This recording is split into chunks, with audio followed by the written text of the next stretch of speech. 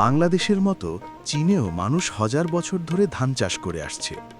তবে চীনের কৃষকেরা একদিন ভেবেছিল, ধানের জমিতে তো সারা বছরই পানি থাকে, তাহলে এই পানিতে যদি মাছ ছাড়ি কেমন হয়? তখনই শুরু হলো এক নতুন অধ্যায়, ধান খেতে মাছ চাষ। ধান খেতে যখন চারাগাছ সবুজ হয়ে ওঠে, কৃষকেরা তাতে ছেড়ে দেয় ছোট ছোট মাছ। ধানের পাতার ফাঁক দিয়ে মাছেরা ঘুরে বেড়ায়, খেয়ে ফেলে ক্ষতিকর পোকামাকড়। ফলে ধানে কীটনাশক দেওয়ার দরকার হয় না।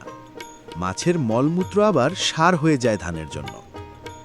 একদিকে ধান বড় হতে থাকে, অন্যদিকে মাছও দিনে দিনে মোটা হতে থাকে। ধান কাটা মৌসুম এলে কৃষকের ঘরে শুধু ধানের বস্তা নয়, মাছ ভরা ঝুড়িও পৌঁছে যায়। চীনের গুইঝো প্রদেশের কৃষকেরা আজও এই পদ্ধতিকে বাঁচিয়ে রেখেছে। এখন এই গল্প শুধু চীনের নয়, পুরো বিশ্বের কৃষকদের কাছে এক উদাহরণ। এই পদ্ধতি